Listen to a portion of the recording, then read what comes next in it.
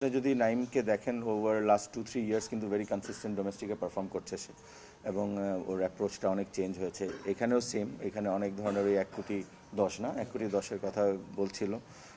দেখেন ওই সময় টেবিলে যারা ছিলেন, ইটস নট দ্যাট যে একটা টিমই ছিল, হয়তোবা 2টা বা 3টা টিম মনে করেছে তার, যার কারণে তার প্রাইসটা গিয়েছে। সো এবং এখন যে ইনিংসগুলো সে খেলছে, যেভাবে সে খেলছে, যে অ্যাপ্রোচে সে ব্যাটিং করছে, খুব ইম্প্যাক্টফুল ইনিংস খেলছে এবং এখন তো দেখে তা মনে হচ্ছে ইটস ওয়ার্থ ইট।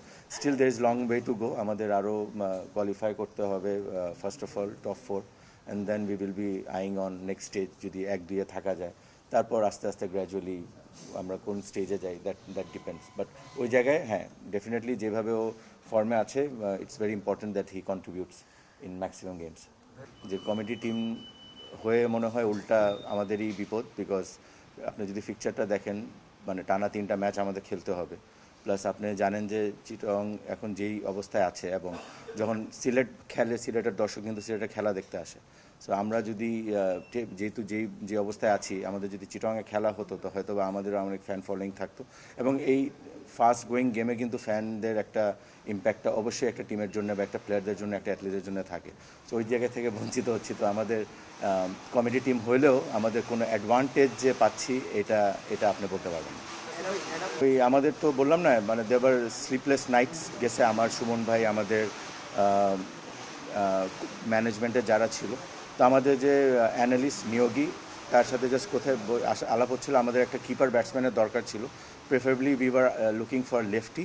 বাট আপনি জানেন যে ড্রাফট হয়ে গিয়েছে, চারিদিকে কিন্তু অনেক ফ্র্যাঞ্চাইজ ক্রিকেট চলছে। তো আমাদের কাছে ওই অপশন, ওই লাক্সারি ছিল না যে আমরা ওই প্লেয়ারদেরকে, মানে ভালো প্লেয়ার পাবো। ওই সময় লিমিটেশন ছিল। তো নেপাল প্রিমিয়ার লিগ থেকে তখন আমাদের অ্যানালিস্ট বললো যে এরকম রসিংটন খুব ভালো খেলেছে।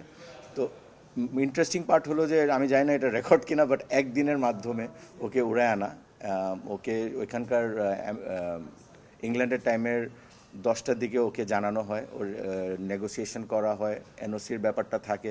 লাকিলি ফ্লাইট সিলেটে নাম ছিল, সো ওইভাবে কনভিন্স করা। বাট মানে ওর জন্য খুব আনফর্চুনেট যে বিজনেস ক্লাস সিট ছিল না, প্রিমিয়াম ইকোনমিতে সে এগ্রি করে আসার জন্য, এবং সে এসে পরের ম্যাচটা খেলে। তো ওই ম্যাচটা ওর জন্য খুবই ডিফিকাল্ট ছিল, ওভারনাইট স্লিপলেস নাইট এসে খেলা, পারফর্ম করতে পারেনি। But he is going really well. So দোয়া করবেন যেন সে সামনেও কন্টিনিউ করে। ওয়েল, আমি তো মানে being a manager of A team, আমি আমার ফিলিংটা বলতে পারি, but there R other aspects যেটা হয়তো বা বিসিবি চিন্তা করে।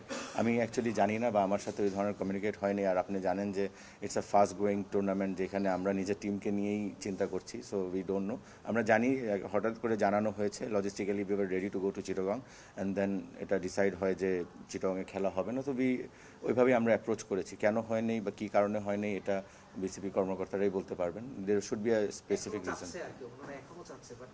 দেখেন, বিং আ ওইখানকার দর্শক তো ডেফিনেটলি চাবে যে বিপিএল কিন্তু একটা ফেস্টিভের মতো। আমরা যেখানেই যাই, BPL itself is like a festive অনেকের জন্য, যারা ক্রিকেট ফলোয়ার্স থাকে। তো ওরা যেহেতু বঞ্চিত হচ্ছে, ওরা তো এটা চাবেই। But moral end of the day স্টোরিটা কী বা কী রিজন বিহাইন্ড এটা, যারা ডিসিশন নিয়েছেন তারা বলতে পারবেন। সানশাইন আটা ময়দা সুজি, ভালোবাসায় তৈরি।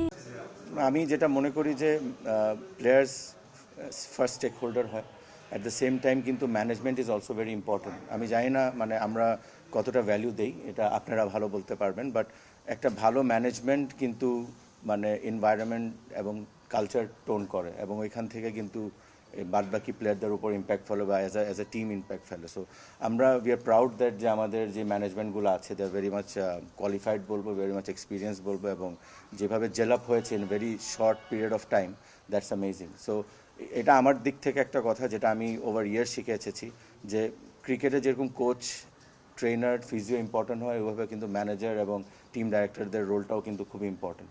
সো আপনি এটা ওই জায়গায় ক্রিকেট রিলেটেড যারা থাকে বা যারা experience, it's very important to be on board, এবং ওইভাবে যদি ওর আন্ডারে যদি মেনটেন করতে পারেন, আমার মনে হয় যে এন্ড রেজাল্টটা ভালো হয়। What we can do is we can create a good environment, we can create a solid culture, এবং ওইখান থেকে কিন্তু প্লেয়ারদের জন্য এটা ইজি হয়ে যায় টু পারফর্ম।